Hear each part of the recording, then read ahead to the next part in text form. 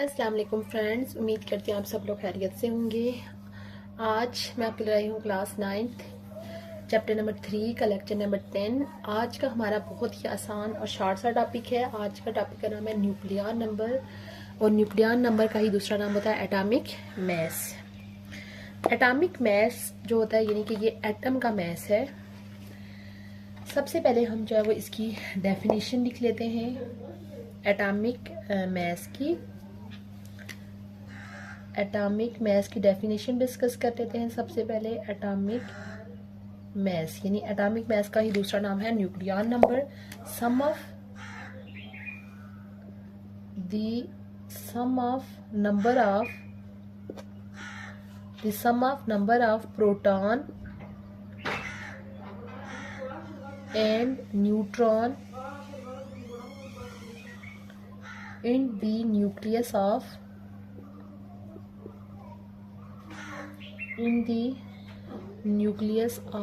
An atom.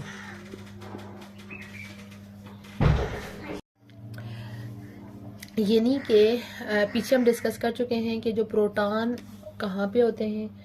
Atom का थोड़ा सा स्ट्रक्चर भी बना लेते हैं। एटम का न्यूक्लियस के अंदर प्रोटॉन और न्यूट्रॉन होते हैं। ठीक है, किसी एटम के न्यूक्लियस के अंदर जितने प्रोटॉन हैं और जितने न्यूट्रॉन हैं। ठीक है, सम का मतलब है प्लस करें किसको, number of proton and number of neutron कहाँ पे, न्यूक्लियस ऑफ एन एटम, किसी एटम के न्यूक्लियस के अंदर मौजूद। इसको बोलते हैं एटॉमिक मैस। ठीक है, इसका एक और नाम है, it is also called mass number. इसको मैस नंबर भी बोला जाता है। एक चीज के आप देखिए तीन नाम है, nuclear number, atomic mass, mass number. ठीक है, इसको न्यूक्लियर नंबर क्यों बोल रहे हैं, क्योंकि ये न्यूक्लियस के ऊपर मौजूद नंबर है। ठीक है, क्योंकि न्यूक्लियस के अंदर एटम और प्रोटॉन और न्यूट्रॉन प्रेजेंट होते हैं। इसी वजह से इसको हम बोलते हैं न्यूक्लियर नंबर। यानी कि न्यूक्लियर नंबर क्यों कहा जाता है, क्योंकि it is the number of proton and neutron which are present in the nucleus. क्योंकि जिन हम प्रोटॉन और न्यूट्रॉन की बात कर रहे हैं वो होते कहाँ पे हैं, न्यूक्लियस के अंदर प्रेजेंट होते हैं। इसी वजह से इनको न्यूक्लियर नंबर भी को बोला जाता है। ठीक है, जिस तरह से पीछे हमने देखा था कि एटॉमिक नंबर यानी प्रोटॉन नंबर को डिस्कस करने के लिए भी एक सिंबल यूज़ किया जा रहा था, इसी तरह एटॉमिक मैस को भी डिस्कस करने के लिए एक सिंबल यूज़ किया जाता है। वो सिंबल क्या है, ए। ठीक है, अगर हम इसका फार्मूला लिखें तो हम इसका फार्मूला क्या कैसे लिखेंगे, A is equal to number of proton plus number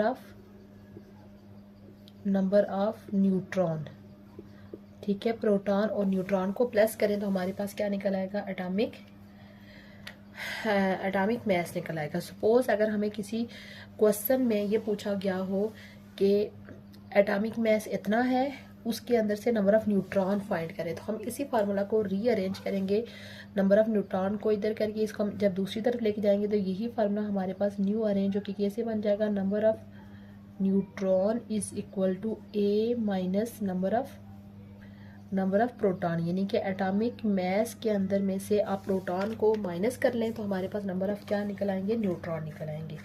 जैसे कि सपोज हमारे पास एक क्वेश्चन है, इफ मैस ऑफ यानी कि एटॉमिक मैस। ठीक है, atomic mass of sodium is 23, then find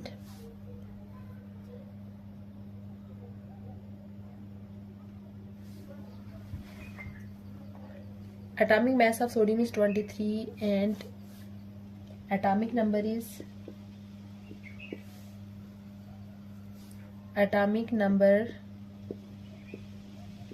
11, then find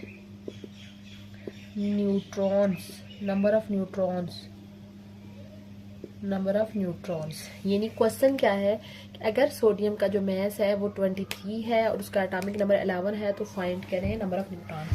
अगर आपको एटॉमिक नंबर या प्रोटॉन नंबर की डेफिनेशन याद हो तो प्रोटॉन नंबर बेसिकली क्या होते हैं, नंबर ऑफ प्रोटॉन्स होते हैं। तो हम यानी हमारे पास ए क्या है, 23 है, उसके अलावा नंबर ऑफ प्रोटॉन कितने हैं, 11 है, और हमने फाइंड क्या करना है, न्यूट्रॉन फाइंड करना है। हम जस्ट इस फार्मूले के अंदर पुट करेंगे n is equal to 23 minus 11 n is equal to क्या हो जाएगा 12। नंबर ऑफ न्यूट्रॉन हमारे पास कितने हो जाएंगे 12 आ जाएंगे। सिंपल सा या आसान सा टॉपिक है। उसके अलावा हम एलिमेंट की सिंबल को भी डिस्कस कर लेते हैं। एलिमेंट सिंबल यानी आपके सामने बुक के अंदर जो एलिमेंट की सिंबल लिखी हुई होती है उसके ऊपर जो चीज़ लिखी होती है उसका क्या मतलब होता है। ठीक है, अक्सर आपने देखा होगा कि इस तरीके से सिंबल लिखी होती है। सपोज हमारे पास ये नाइट्रोजन है, एक साइड ऐसे लेफ्ट साइड पे दो चीज़ें लिखी होती हैं। ठीक है, जो एक तो सिंबल की आपने ये याद रखना है कि ये जो दोनों चीज़ें लिखी होती हैं ये लेफ़्ट साइड पे लिखी हुई होती हैं। ठीक है, अब लेफ़्ट साइड पे जो डाउन साइड पे जो लिखी होती है ये होता है उसका एटॉमिक नंबर। ठीक है, ये हमारे पास क्या है एटॉमिक नंबर है। एटॉमिक नंबर, इसी का दूसरा नाम होता है प्रोटॉन नंबर। प्रोटॉन नंबर, जबकि लेफ्ट अपर लेफ्ट साइड यानी कि ऊपर की साइड पे और लेफ्ट साइड पे जो चीज़ लिखी होती है ये होता है ए, यानी एटॉमिक मास लिखा हुआ होता है। और एटॉमिक मास का ही दूसरा नाम आपको पता है मास नंबर है और न्यूक्लियन नंबर है।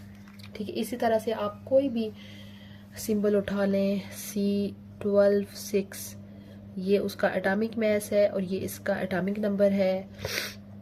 उसके बाद ऑक्सीजन का लिख लें, ऑक्सीजन का 16 ए है और ये Z है। कोई भी उठा लें, हाइड्रोजन का देख लें 11 ये ए है और ये Z है। ठीक है, आज का हमारा लेक्चर जो है वो बिल्कुल बहुत ही सिंपल सा था जिसमें हमने दो चीज़ें डिस्कस की। आज हमने न्यूक्लियन नंबर और एटॉमिक मास को डिस्कस किया और उसके साथ एलिमेंट के सिंबल को डिस्कस किया कि जब बुक के ऊपर या कहीं भी कोई एलिमेंट लिखा हुआ नज़र आता है तो उसके साथ 2 डिजिट्स लिखे होते हैं, उन डिजिट्स का क्या मतलब है। उम्मीद करती हूँ आपको आज का लेक्चर अच्छा लगा होगा।